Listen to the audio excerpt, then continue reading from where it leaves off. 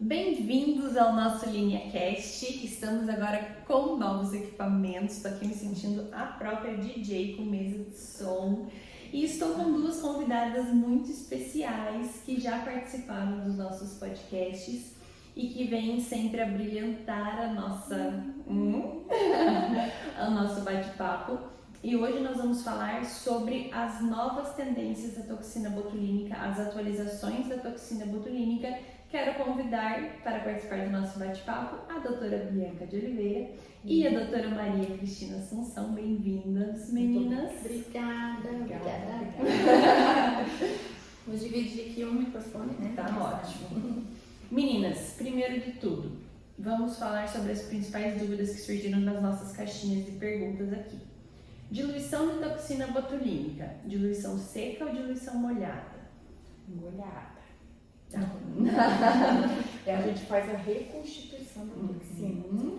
A gente prefere fazer a molhada por ficar mais fácil até tecnicamente, para a gente poder contar as unidades e até mesmo a gente ver uma melhor aplicabilidade da toxina no paciente. Isso. Eu gosto bastante do acabamento que a diluição molhada dá. A diluição seca, como já tem artigos não tão novos nos dizendo, o nosso halo de dispersão ela depende da dose e não da diluição, né? Isso já está bem comprovado.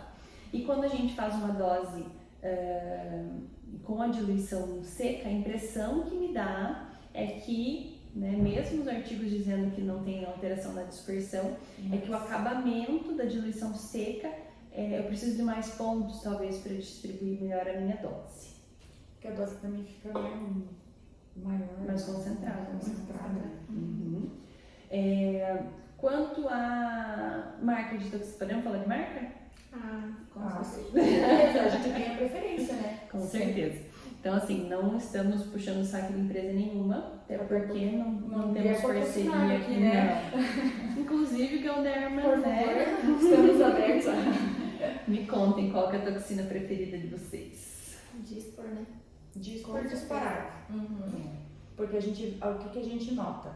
A gente tem menos retoque, necessidade de ajuste. A gente não gosta dessa palavra, né? Um ajuste fino, não há necessidade. E assim, a marcação dos pontos corretos, né? E a distribuição é perfeita. O acabamento que ele dá, né, com 15 dias é perfeito. Então, outras marcas que a gente já trabalhou, às vezes precisa colocar um pouquinho, ajustar um pouco mais a dose, mas a Dispor quase mata, quase zero. A minha também, a preferida é Dispor, sem dúvidas.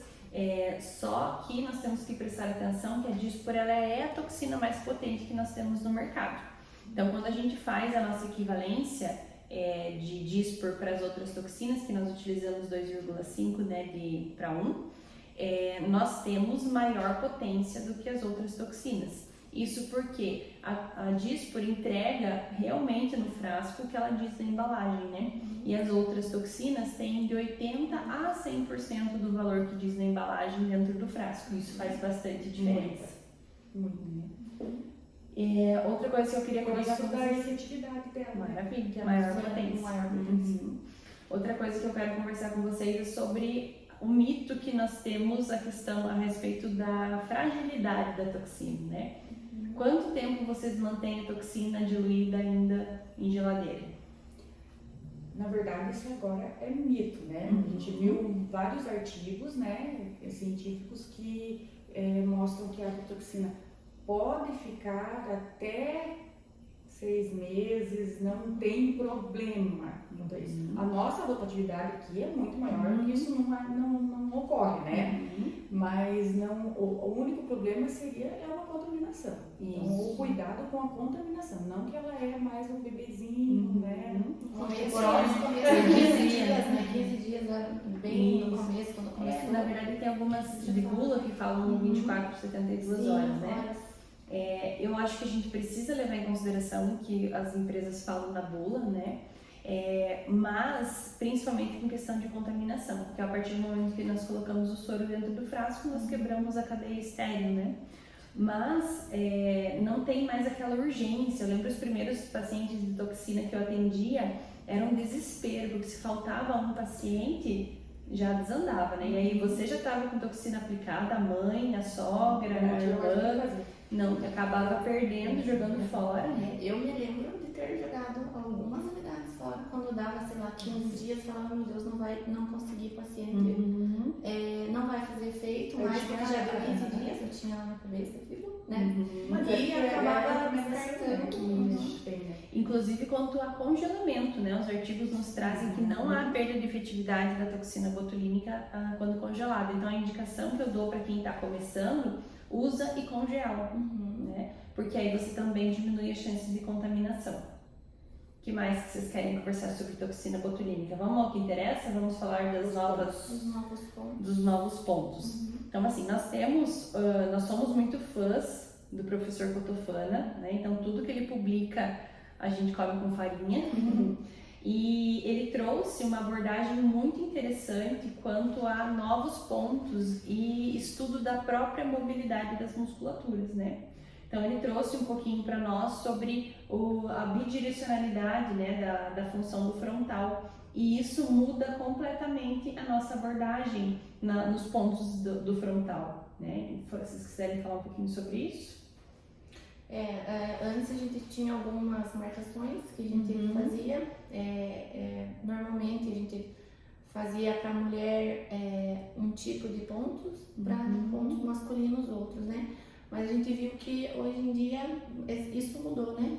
Tem alguns artigos, alguns estudos que a gente vê que quase é a mesma coisa, mas mais na linha C, que a gente chama, que é uma linha central, né? A segunda no músculo, então acima, não fazer tão abaixo, né, deixar uns 3 centímetros mais ou menos da sobrancelha para que não ocorra essa pitose, né, deixar mais livre essa musculatura. Então o que o professor Cotofana descobriu nos estudos dele? Que o músculo frontal ele é bidirecional. Até a linha C, que é essa linha que a Bia falou, da linha C para cima, a musculatura trabalha puxando o couro cabeludo para baixo. E da linha C para baixo, o frontal trabalha levantando a sobrancelha. E qual que é a nossa preocupação? O frontal é o único músculo responsável por elevar a sobrancelha. Então, se você aplica toxina botulínica no frontal, a sobrancelha fica ou travada ou, quiçá, pitosada, né? Então, nós... tratando, né, a partir dessa descoberta do Cotofana, desses estudos do Cotofana, nós localizamos a linha C, que é a linha do frontal formada, a segunda linha de cima para baixo, mais ou menos deixando 60% do frontal para baixo, né, e 40% para cima dessa linha C, e as aplicações da toxina serem acima da linha C, serem pontos mais altos. E aí a minha preocupação era, e o centro? E as rugas do centro não vão sobrar, né? Então por isso que a gente faz sempre o frontal em conjunto com o corrugador e próximo, né? Que vai ser responsável por segurar a parte central da testa, e temos resultados maravilhosos, né? Nós temos já alguns meses fazendo essa técnica nova e temos gostado bastante. E continua a mesma recomendação, quanto mais você quer subir a sobrancelha, mais central e mais alto você faz esses pontos, né? Quanto de dosagem vocês têm utilizado por região? Dispor? Como dispor, se for dispor, no frontal a gente usa 15 unidades, 2,5 em cada ponto. Maravilha. E se for outra marca? Aí a gente sobe um pouquinho para 18 daí. Ótimo. Perfeito. E a questão da glabela, o que vocês têm visto com os novos estudos? Então, a gente via que antes tinham na glabela às vezes 5, 7 pontos que faziam pra gente ter um melhor resultado. Era difícil de travar, né? Isso, E agora a gente viu que 3 pontos, né, bem na inserção do músculo, já são necessários e a gente tem resultados perfeitos. Já são suficientes. Isso. Na verdade, também estudo do professor Sebastião Cotofana indicando ou sugerindo que nós façamos 3 pontos na glabela e não mais a quantidade que nós fazíamos antes, né? E pontos muito mais baixos do que a gente fazia antes. Então, a primeira vez que eu entrei em contato com esse artigo científico, eu pensei, meu Deus, né? Que medo. Que medo. Travar, vai puxar para baixo, A ideia é que, nossa, vai pitosar.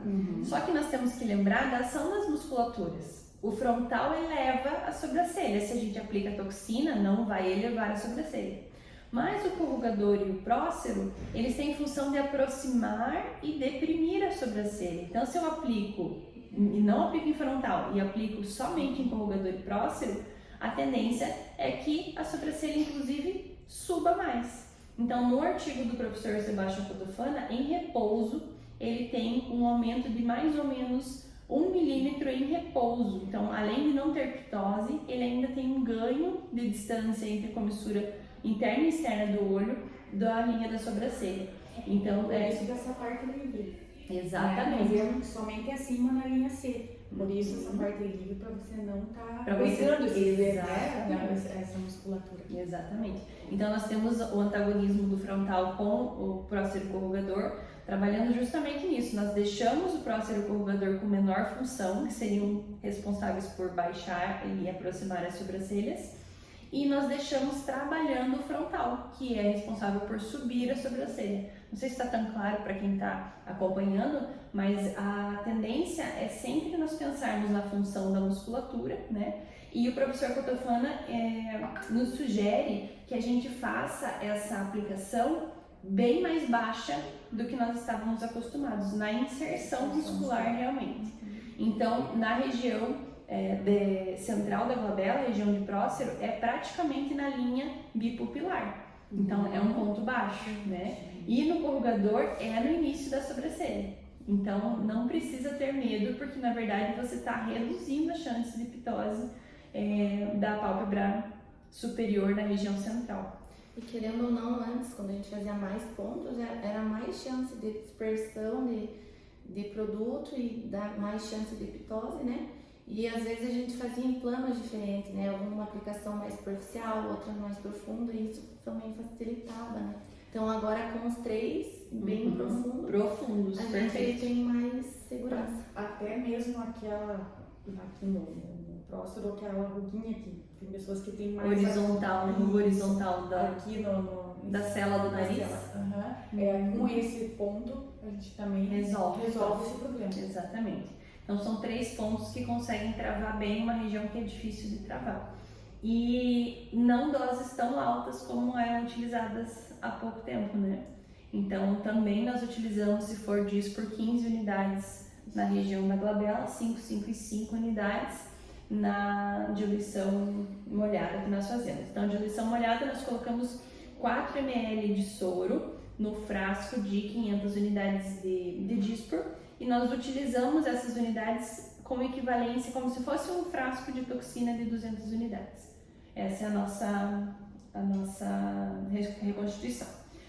Outra dúvida de um artigo que também nós estamos mudando, né? A partir desse artigo nós estamos mudando a nossa prática clínica vai aplicar a região subdérmica ou vai aplicar profundo? Então, quando a gente pensa em frontal, por exemplo, vocês estão aplicando toxina embaixo da pele ou região muscular ou região supraperestal? Como é que vocês estão fazendo? Supraperestal. Por quê? Me conte. Não, devido até mesmo esse artigo, né, que a gente estudou aí, que ele notou, fez um acompanhamento, né, durante 4 meses com os pacientes, e ele fez meia hemiface, fazendo intradérmica, e a outra supraperestal, bem profundo, né?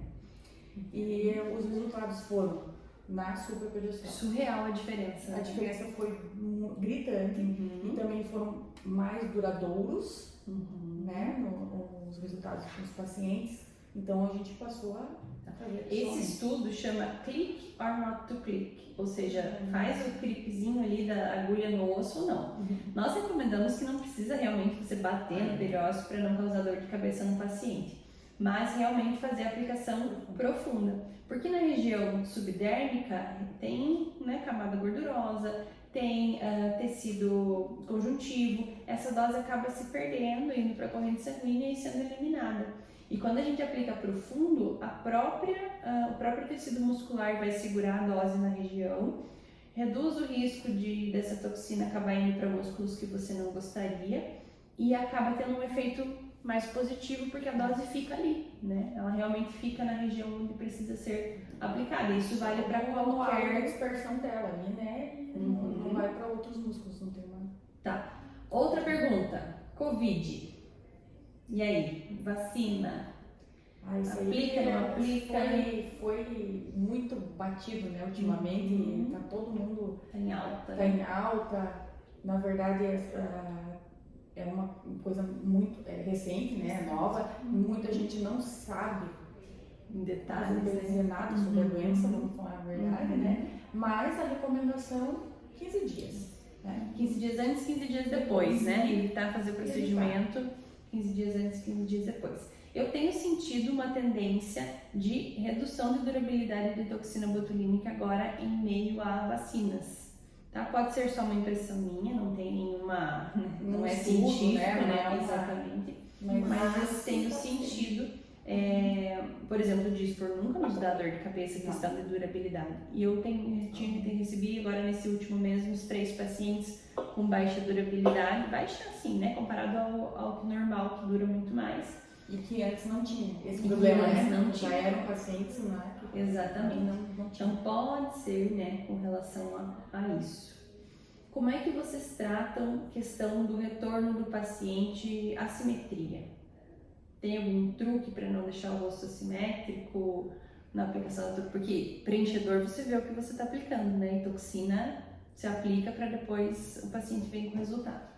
Geralmente a gente gosta de usar o paquímetro, né, para fazer os pontos. Padrão, né? É bem padrão, faz um lado, né, a marcação, que ali mais ou menos a musculatura vai te contar mais ou menos aonde são os pontos. E no outro lado a gente costuma fazer o espelhamento para que reduza essa chance de ajuste. E se a gente vê que tem uma assimetria, ou faz um ponto mais para dentro ou mais para fora para tentar corrigir. Por exemplo, uma sobrancelha que é mais alta que a outra, né? Por força muscular diferente. Ou um pouquinho mais para cima, Exato. né? A outra compensa, né? Isso. Tá, Então, de forma geral, a gente adaptou na nossa rotina clínica o uso do paquímetro de forma padronizada, né? Todo paciente nós utilizamos. Eu sou dependente de paquímetro hoje em dia. Eu não sei marcar. E Outra coisa. Sabe que é impressionante que a gente antes, né? Faz uns 2 anos que a gente aí usa, era né? antes do paquímetro, a gente olhava assim, tinha certeza que estava igual do outro lado. Quando você coloca o paquímetro, tá diferente, né? Você tem que fazer os ajustezinhos, né? Exatamente. E na verdade, bem isso, a gente marcava os pontos, parecia que estava simétrico, aí você vai medir milimetricamente e não tá. Então reduz muito a chance de ajuste no pós, mas como nós temos diferentes forças musculares, ainda assim corre o risco de precisar de algum ajuste. Mas é mínimo. É mínimo, né? Outra coisa interessante de se falar é a importância de marcar pontos. Porque mesmo marcando sem paquímetro você tem diferença, imagina se você não marcar o ponto, né? Às vezes a gente vê no Instagram das gringas, né, fazer toxina meio no olho, assim. É complicado, porque depende da altura do ponto para que você tenha um resultado, né? Uma última pergunta aqui. Como que vocês fazem para fazer a aplicação da toxina botulínica para sorriso gengival sem deixar o paciente com bico de pato? Normalmente a gente faz um teste, né? Pede para o paciente sorrir e se tiver uma exposição 100% da coroa dentária, ainda tenha sorriso com a gengiva aparecendo, a gente faz um testezinho com uma caneta ou algo que a gente consiga pressionar, né, do lado da asa do nariz, pede para o paciente sorrir e ver se ficar bom ali. É ali que vai ser o ponto aplicado. Se ficar muito baixo, aí você vai mudando a posição, vai subir. É que na verdade o que a gente via nos livros são pontos com características anatômicas, né? Na lateral da asa do nariz, alguma coisa nesse sentido. Só que força muscular é diferente de paciente para paciente. a altura da maxila é diferente, quantidade de exposição de coroa, às vezes o paciente tem a coroa curtinha. Então, assim, se o paciente tem mais do que 3 milímetros de exposição de gengiva no sorriso, né, um sorriso alto, vale a pena tentar a toxina botulínica, principalmente se você diagnostica a hiperfunção muscular, né? Porque pode ser sorriso gengival por excesso vertical de maxila, pode ser por coroa curta, né? E aí a gente faz a aplicação nos pontos que a gente testa. Então você, vou fazer nesse ponto. Você comprime esse ponto com uma caneta ou com o próprio dedo e pede para o paciente sorrir. Então se o paciente sorriu e ficou ao teu agrado, a altura do sorriso naquele ponto, é aquele ponto que precisa ser aplicado toxina. Segurou demais, sobe o ponto. Segurou de menos, desce o ponto.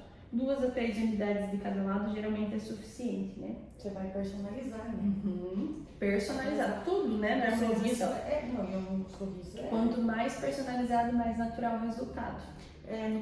Às vezes a gente acha que é a receitinha de bolo, né? Não, Você é olha ali fácil no se livro, fosse.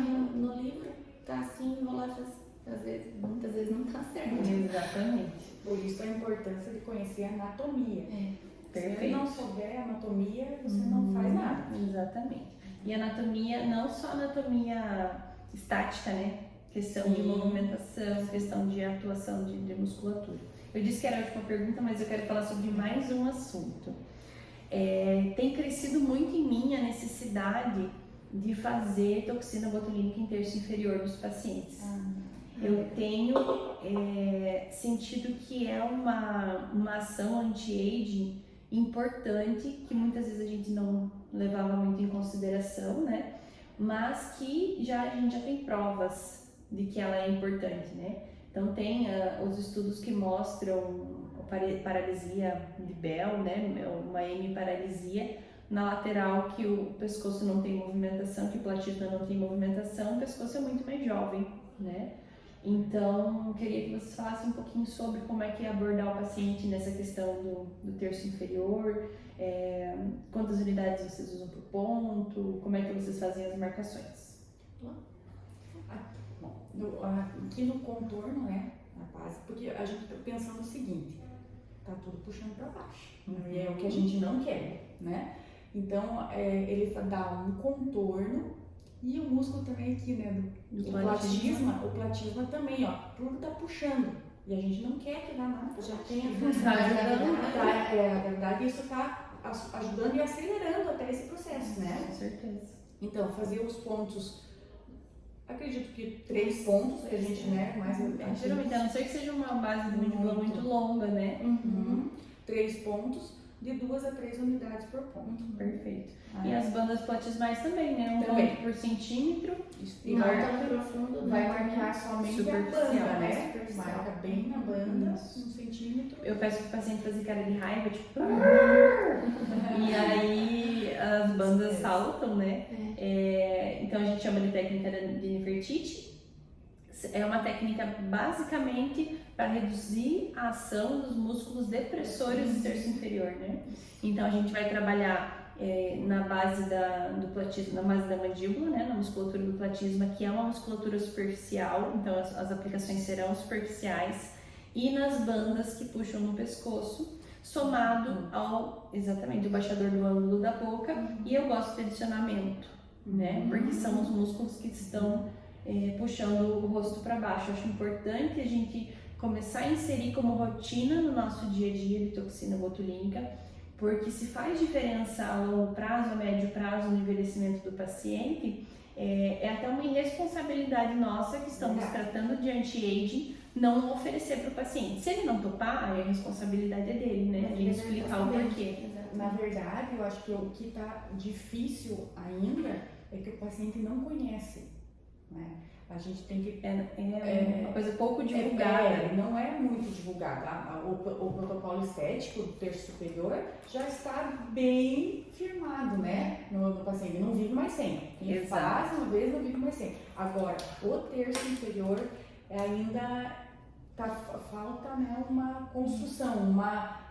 O paciente tem que entender e ver que realmente vai ser fundamental, né, para o E envelhecimento. a própria dificuldade de você tratar de um procedimento que talvez não é tanto o efeito imediato que vai trazer benefício, né? Isso. É o efeito do anti-aging. Então, a mesma dificuldade que a gente tem de colocar na cabeça do paciente do protetor solar, por exemplo, né? Isso. Só vai ver a importância quando aparecem as primeiras manchas, né? O bioestimulador é a mesma coisa, a gente vai fazer bioestimulador geralmente no paciente quando já tem flacidez, quando na verdade o ideal seria um preventivo, exatamente. Então eu acredito que gerenciamento de envelhecimento vai estar muito em alta, mas a obrigação, digamos assim, de ensinar, de educar o paciente é nossa, né? Até dá pra gente falar sobre isso no próximo podcast. Até mesmo como você falou, né? Quando a gente faz o terço superior, em 15 dias tá travado, né? Não, Então, o resultado é imediato, né? E aqui o paciente, então, é feliz a vida, não tem mais rugas, né? Aí, já vê o benefício imediatamente. Agora no terço inferior vai ser ao longo do tempo, com o envelhecimento, né? Um envelhecimento saudável. Perfeito, foi uma aula, gente. Esse podcast foi uma aula. Quero pedir para quem está acompanhando curtir, comentar, compartilhar com os amigos, que é muito importante para nós. Nós fazemos esse trabalho com muito carinho. Queremos dividir com vocês, né? Quem está ouvindo, se for paciente, nossa clínica fica em Ponta Grossa, Clínica Linea. E aqui junto, anexo com a Clínica Linea, nós temos o Linea Class, que é a nossa escola, uma escola diferenciada. Ensino de primeira classe realmente, né? Turmas de até 4 alunos, que a nossa vontade hoje é realmente que quem está aqui na nossa frente absorva 100% do nosso conhecimento, do que a gente consegue passar.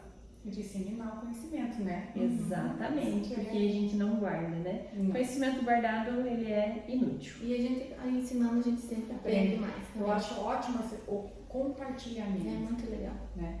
Perfeito. Obrigada, gente. Obrigada, meninas. Obrigada. Vamos aguardar o próximo podcast e nos vemos no próximo. Um beijo. Beijo.